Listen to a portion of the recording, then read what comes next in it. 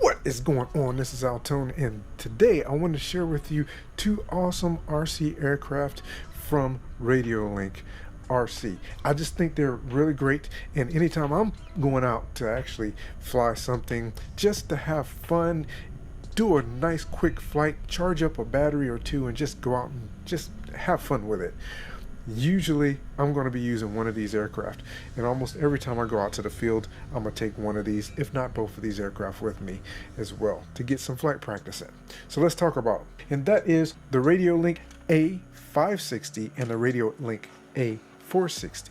So let's take a look at both of them really quickly, and I'm just going to share with you my thoughts on them and help you make the choice on which one you might want to get as a gift during the holidays or for any special occasion for somebody you know who loves RC. So let's get into it. First of all, these are both fantastic aircraft, and I believe they're pretty good for beginners. One is a little bit better for beginners than the other, and just to be honest with you, straight up and honest, the A560 is much better for beginners than the A460, and let me explain to you why I say that. If you follow the instructions in the manual for your setup, so you get the proper angle of attack on the wings, because they tend to fly better with a little bit of an increase, or like a 20% increase to the angle of attack, especially when it comes to airplane wings, because of the way that they use the control surfaces in order to be able to control it, and the way the surface is made up. When you have something like the A560, on the other hand, because the wings are flat, they don't actually generate lift within themselves. You have to have a higher angle of attack, because that will keep the plane actually in the air and make sure that you have the correct speed. And for something as light as this one, and both of these are less than 249 grams with the battery installed, but something as light as this, if you have a high angle of attack, that will allow you to do two things. It'll allow it to fly a little bit slower, and it will allow it to, again, fly.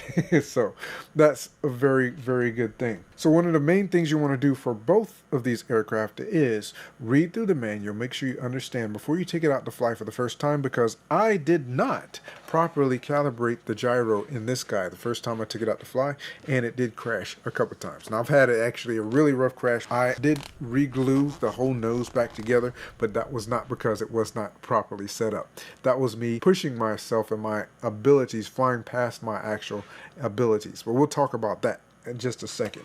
So one of the other common things between these two aircraft is one of them came with the controller, one of them did not. But I am able to fly both with the same controller, which is the T8S from Radiolink. This one came with one. You can purchase this controller separately. I actually have these here to protect my control sticks, and it has a built-in battery. So if you get either one of these aircraft with this controller, you actually have everything in the box necessary in order for you to go out to fly.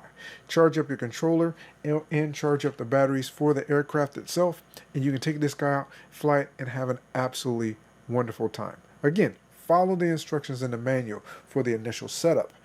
And that controller, which is fantastic, actually has an app. You can connect Bluetooth to your mobile device. I actually have a mobile device holder for this controller. I don't have it here on the desk with me. But you can connect Bluetooth with your mobile device and be able to control things like expo. You control your control surfaces and make adjustments and changes so that you get it to fly the way that you want it to. So they're both very responsive to the control sticks. So I actually went in and put about 30% expo in all of my control surfaces, with the exception of the rudder. I didn't put any in, but for elevator and ailerons, I actually put in 30% expo, and I did the same thing for this one. This one does not have rudder. It tames both the planes down just a little bit and allows you to be able to control them a little bit better. One of the other differences, outside of the fact that this being a traditional plane and this one being a wing, is the speeds in which they fly. You can slow both of them down very well. This guy will slow down quite a bit if you take your time and you play with the throttle and the elevator. However, This one will slow down quite a bit more. You can almost, in a wind, and I've had this guy in a wind, which the day I crashed it, I was flying on an extremely windy day.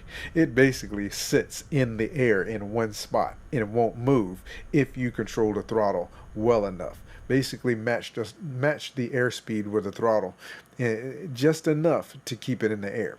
And that's what I did with this one. This one, on the other hand, with the flat surfaces and whatnot, you probably don't want to fly it too much on windy days, especially if you're doing vertical modes, but it's an absolutely fantastic aircraft in that you can slow it down quite a bit, as well as hover it. There's settings in the controller that's going to allow you to do a hover with this particular aircraft as well, which is fantastic. Now, can you hover them both? Yes, you can hover both of them, but you're going to do that in a manual mode with this particular aircraft, where this one is, the gyro is actually set up with a hover setting. The speed on this one is much faster than this one. I can't tell you what the speed is because they're both too light for me to put a performance analyzer on them, so I can't tell you the actual speeds, but this one does travel much faster than this one, but again, they can both be slowed down. They also both have a different gyro in them. This one has the Radiolink BIME BD, which you can purchase separately, and that one actually is a gyro for this particular aircraft. It's already installed when you receive the aircraft, and the receiver that's in here is the R8XM receiver, and the settings for the gyro are controllable from the remote control, and you control the settings from the gyro using your channel 5 switch. So channel 5 is your gyro control for this particular aircraft. And then your throttle lock for this aircraft is actually on your channel 7. Where this one, your gyro is controlled by channel 7 and channel 5. You switch between your standard flight gyro and your vertical mode gyro using your channel 7 3-position switch, and then the 3 different settings for each one of those is actually on your channel 5 switch. I've actually put something here so I knew which one was which very easily at a glance, so I could make sure that I set everything properly as I'm flying. And if there was any question, this guy flies slow enough and is stable enough that I can take my eyes off the aircraft long enough to take a glance at my annotations here on the controller and be able to see, okay, I need to go here in order to get it to do what I want it to. I do fly it on windy days in a gyro stabilized, complete gyro stabilized mode, which keep you from being able to bank too much, but I also fly in the center mode with wind rejection on, and then if I feel that I need to, I'll switch it immediately back to full gyro stabilization, which is a level flight mode. And as you get used to flying them, you can figure out, okay, on this switch, if as long as I do this, it will put me in this mode. And I think that works out very well, especially for me. Altitude is your friend as you're getting used to flying these aircraft, but they're both fantastic. And again, one of the main differences, I would say, after you've gotten some experience flying with the 560, which is an absolute fantastic beginner plane, they say anyone can fly it. I believe that if you do enough reading through the manual and understand the different modes of your radio, anyone can fly this.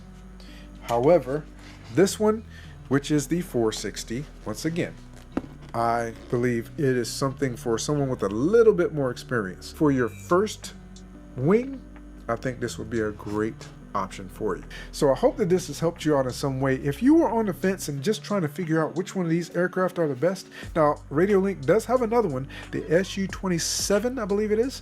I haven't had the opportunity to try that one out yet.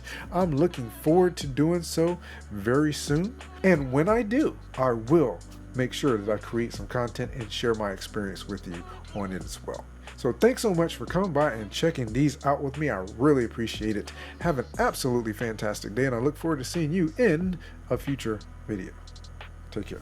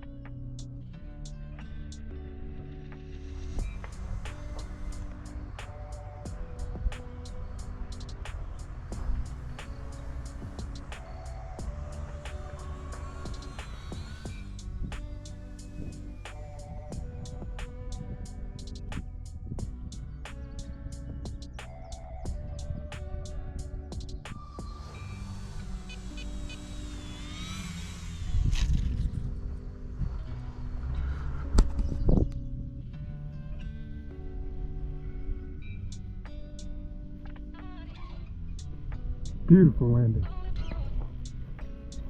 Just beautiful. Now, I heard a beep.